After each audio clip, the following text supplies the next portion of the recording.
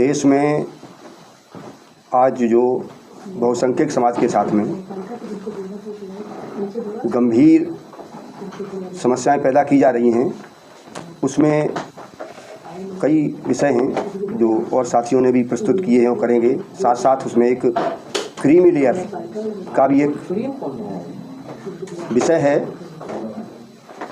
क्योंकि देश की बहुसंख्यक आबादी में एक तो एजुकेशन कम है, बहुत से लोग तो अंग्रेजी वर्ड है ये क्रीमी लेयर, इसको लोग जानते ही नहीं कि क्रीमी लेयर होता क्या है। क्योंकि यह क्रीमी लेयर, जो क्रीमी लेयर में आते हैं उन्हीं लोगों ने ये वर्ड तैयार किया है। अभी अधिकांश गांव वालों को पूछा जाए रूटीन में ये क्रीमी लेयर शब्द कह दिया जाता है। जो गांव का आदमी या कम पढ़ा लिखा आदमी, जो थोड़ा पढ़ा लिखा आदमी समझ ही नहीं पाता उसको। तो कुल मिला के क्रीमी लेयर उन लोगों को कि जो मलाईदार परत, हिंदी में कह देते हैं इसको, कि जो मलाईदार पर दूध में जो मलाई पड़ती है उसका निचोड़ होता है कि मलाई बहुत कीमती होती है और दूध में कुछ बचता नहीं है, पानी सा रह जाता है, उसकी जो क्रीम निकल आती है। तो ये सब तो क्रीम लेयर है, जो जनता को जानना ज़रूरी है कि क्रीम लेयर क्यों यूज़ किया गया। इसी तरह से कि ये क्रीम लेयर आया कहाँ से। आज के करीब जो मंडल लागू हुआ है, इंदिरा साइनी वर्सेज स्टेट, मतलब सेंट्रल में जो सुप्रीम कोर्ट में मंडल कमीशन जब लागू किया था बीपी सिंह जी ने, तो उसमें जो समाज विरोधी कहिए, मानवता विरोधी कहिए, जिसको लोग सब जानते भी हैं कि अच्छे लोग तो समाज में सब जगह हो सकते हैं, लेकिन जो विशेष रूप से देश को चला रहे हैं और हज़ारों साल से देश को चलाते रहे और समाज को चलाते रहे, चाहे यहाँ राजतंत्र रहा हो, चाहे मुगल तंत्र रहा हो या अंग्रेज तंत्र रहा हो, वही लोग क्रीमी लेयर वाला जो ग्रुप है वही देश के लोगों का शोषण करता रहा। इसका इतिहास साक्षी है, सब लोग जानते भी हैं इस बात को। उस क्रीमी लेयर में उन्होंने अपना जो वर्चस्व है वो सुरक्षित बना रखा है कि ये क्रीमी लेयर शब्द जहाँ मंडल कमीशन से आया है, तो मंडल कमीशन में जो केस था इंदिरा साइनी वर्सेस स्टेट, मतलब ओबीसी के लिए, उसी से ये तैयार किया गया है। जबकि उस केस में जो 44-45 रिट याचिकाएँ दायर करके उस नाम से रखा गया था, इंदिरा साइनी वर्सेस स्टेट के नाम से, उसमें कहीं भी क्रीम लेयर शब्द नहीं आया था, किसी भी रिट में नहीं आया था। जो अगेंस्ट मेरिट की गई थी मंडल कमीशन लागू करने के लिए बीपी सिंह के विरुद्ध में, किसी भी एक भी रिट में ये नहीं था कि क्रीम लेयर होनी चाहिए। तो ये क्रीम लेयर फिर सुप्रीम कोर्ट ने अपनी मर्जी से कैसे लागू कर दिया, ये बहुत बड़ा प्रश्न है बुद्धिजीवियों के लिए और देश के सभी बुद्धिजीवियों के लिए कि क्रीम लेयर शब्द जब था ही नहीं। हमारा जो रिजर्वेशन कहिए, रिजर्वेशन न कहें उसे, वो है रिप्रेजेंटेशन, प्रतिनिधित्व। संविधान में रिजर्वेशन नाम का कोई कॉलम नहीं, कोई वर्ड नहीं, प्रतिनिधित्व शब्द है। हर क्षेत्र में प्रतिनिधित्व होता है। अब उस वर्ग का आदमी वहाँ जाएगा ही नहीं, सत्ता शासन में या डिसीजन मेकिंग वाली बॉडी में जाएगा ही नहीं, तो उसकी समस्याएं कौन समझेगा, आदमी नहीं समझ सकता ना।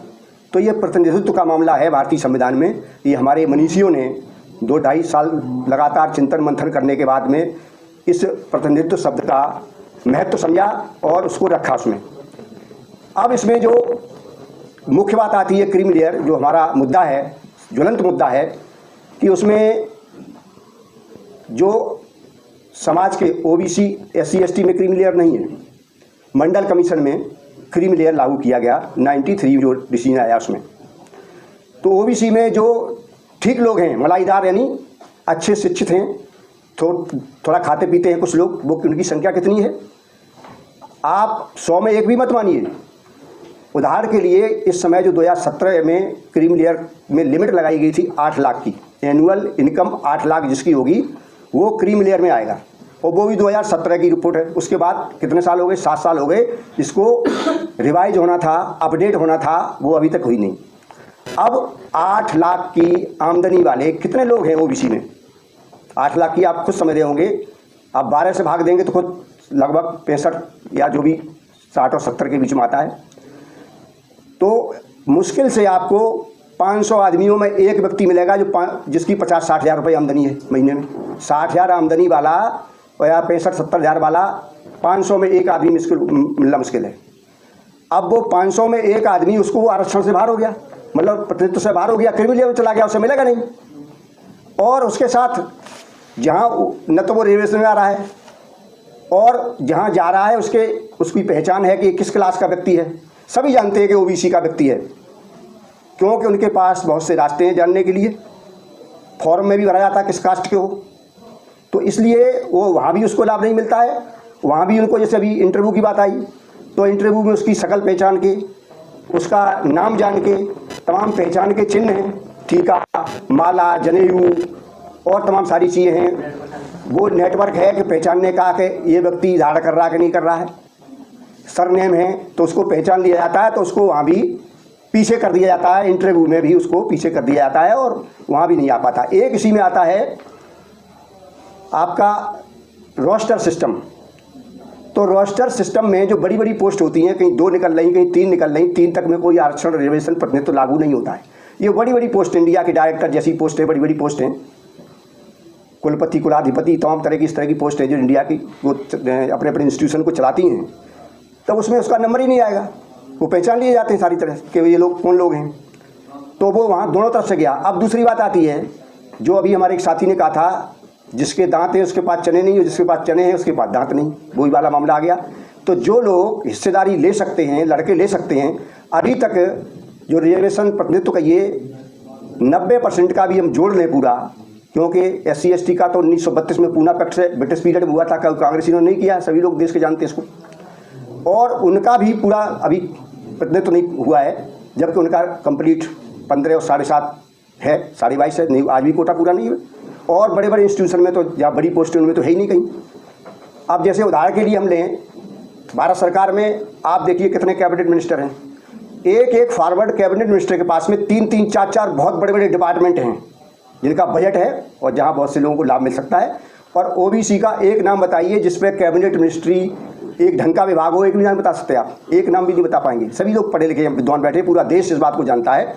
और एक चीज़ यहाँ और शामिल करना चाहते हैं, इस देश के बुद्धिजीवियों का या क्रांतिकारियों का या शिक्षित लोगों का या जनतंत्रवादी या मानवतावादी लोगों के दिमाग में ये चीज़ नहीं आई कि इस देश में मोदी जी के पहले कार्यक्रम में HRD मिनिस्टर कौन थी, ये सभी लोग जानते हैं। HRD मंत्री माननीय स्मृति ईरानी जी को सभी लोग जानते हैं। वो कितनी पढ़ी थी सबको पता है, कितनी पढ़ी थी। न पता हो तो इंटरमीडिएट बताया गया है, जैसा बताया गया सभी लोगों ने। तो देश के लोगों का एक से एक विद्वान, एक से एक बुद्धिजीवी, एक से एक क्रांतिकारी, एक से एक मीडिया वाले और एक से एक मानवीय जो मूल्यों को अपनों को बताने वाले, तो किसी ने ये प्रश्न नहीं किया, न अभियान आंदोलन चलाया कि इंटरमीडिएट पास भारत सरकार में शिक्षा मंत्री बने। इससे ज़्यादा इस संसार में दुर्भाग्य की और दुख की बात हो ही नहीं सकती है। बड़ी शर्म की बात आती है। वो कहते हैं हम डिग्रियाँ लिए हुए लोग, वो कहते हैं कि हमारे बाप दादों ने अंग्रेजों से लड़ाई लड़ी है, क्रांतिकारी हैं। जब आप सही बात को नहीं कह पा रहे हो, सही बात को हाईलाइट नहीं कर पा रहे हो, तो इससे ज़्यादा और दुख की बात जीवन में नहीं हो सकती है। तो ये चीज़ें जो हैं, और एक इतिहास, ये क्रीमी लेयर का मामला क्यों आया कि पूरे लोगों को पता है, थोड़ा भी समझदार है, कहानियाँ चलती कि राजा हुआ करते थे, पहले राजतंत्र था, हजारों साल राजतंत्र चला, उसके बाद मुगल तंत्र आया देश में, तो गुलाम कैसे बने हम लोग? कोई बता सकता है कि हम गुलाम क्यों बने? सत्ता किसके हाथ में थी? किसी भी 85% वालों के हाथ में कोई सत्ता कभी नहीं थी बहुत पहले, जो तथागत के काल में थी, या चंद्रगुप्त मौर्य, अशोक, सम्राट अशोक, या जो भी उस पीरियड के पुराने लोग थे, जब यहाँ जो पूरब से यूरेशिया से आए, जो नेहरू जी अपनी डिस्कवरी ऑफ इंडिया में कहते हैं कि हमारे पुरखे यूरेशिया से आए, तो वो लोग नहीं थे तब हमारा देश बहुत खुशहाल था और सोने की चिड़िया था। इतिहास है पूरा, उस समय बुद्ध का काल था। और एक चीज़ और लीजिए, हम नई चीज़ लिए थोड़ा विस्तार में जा रहे हैं कि हमारे मैंने संस्कृत से पोस्ट ग्रेजुएशन किया है, ये भी शायद थोड़ा सा महत्व रखता है, उसका अनुभव मेरा, पढ़ा भी है बहुत कुछ। तो उसके बाद LLB, तो उसमें हमारे लोग ये जाने कि पहले इस देश को जो लोग चलाते थे राजतंत्र में, तो हमारे यहाँ जो एक ब्राह्मण वर्ग कहिए, इसको विद्वान कहिए, या साक्षात भगवान के अवतार रूप देवता जो हमारे शास्त्रों में उनका व्याख्या के द्वारा वर्णन किया गया है, और वो लोग जब युद्ध होते थे विदेशों से, विदेशी लोग आक्रमण करते थे, तो उसमें से शुभ मुहूर्त निकालते थे, शुभ मुहूर्त, और आज भी निकाले जाते हैं शुभ मुहूर्त। उस समय शुभ मुहूर्त निकालते थे कि लड़ाई में तिलक लगाते थे, रोड़ी चावल हल्दी और क्या क्या यज्ञ और क्या क्या कराते थे। उस पीरियड में हम सारे युद्ध हारे और हम शगुन या शुभ मुहूर्त से युद्ध करने जाते थे और सारे के सारे युद्ध हारे। और कितने लुटेरे आए देश में, हिस्ट्री पढ़ेंगे वो जानते लोग। जो लोग बेचारे नहीं पढ़े उनको भी थोड़ा बताना पड़ेगा कि हम कितने साल गुलाम रहे। 700-800 साल तो मुगलों गुलाम रहे, 200 साल अंग्रेजों गुलाम रहे। हमारे सारे युद्ध सब बेकार गए नक्षत्र उनके सामने। अब टॉपिक जो हमारा है क्रीम लेयर वाला, अब वही सब कुछ करते रहे लोग, तो ये देश की दुर्दशा क्यों हो गई। आज जो संविधान बना पूरी दुनिया में, पूरी दुनिया के में स्वतंत्रता आई, उसमें संविधान बने, उसमें सबको अपने अपने सबके राइट बराबर, वोट का अधिकार बराबर। तो जब हमारे यहाँ वोट का अधिकार बराबर है, तो अब जो व्यक्ति यहाँ ओबीसी SC ST में, अभी SC ST में भी क्रीम लेयर का मैटर चल रहा है, वो अभी दबा हुआ है।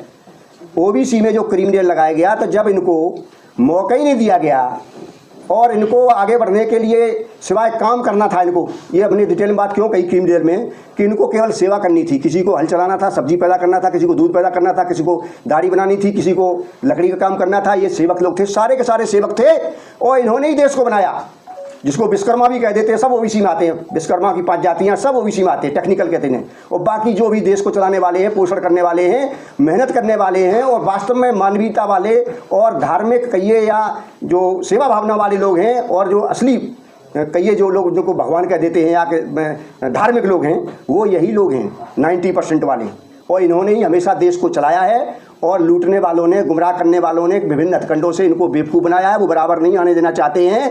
तो इसमें जब संविधान में, अकेला इंडिया का नहीं, अमेरिका में भी ये है इस तरह का, और इंडिया में जब इनको संविधान में 340 में रखा गया कि अन्य बैकवर्ड क्लास के लोगों को भी उनको कमीशन बनाया जाए, और उनकी समस्याओं को कमीशन में अध्ययन करके समस्याओं के निवारण हेतु उनको इम्प्लीमेंट किया जाए और समाधानों को। तो वो अब उसमें जब ये बीपी सिंह ने लागू किया, काका काल लेकर जो 1955 की रिपोर्ट आई थी, रद्दी की टोकरी में डाल दी। 1990 में बीपी सिंह लागू किया, तो उसमें मुकदमाबाजी हुई, सब पता है आपको। उसके बाद 93 में जब ये क्रीम लेयर का मैटर आया, तो उसमें इन्होंने जानबूझ के जो कहीं 500 में एक व्यक्ति थोड़ा कहीं से मेहनत करके आगे आ गया आज़ादी के बाद 75 साल बाद, क्योंकि आज़ादी से पहले तो उनको पढ़ने का मौका ही नहीं दिया। कोई भी ओबीसी का व्यक्ति नहीं कह सकता है कि 100 साल पहले किसी ओबीसी वाले ने किताब लिखी हो, कोई पढ़ा लिखा ढंग का आदमी हो, कोई नहीं बता सकता, किसी पर रिकॉर्ड नहीं है।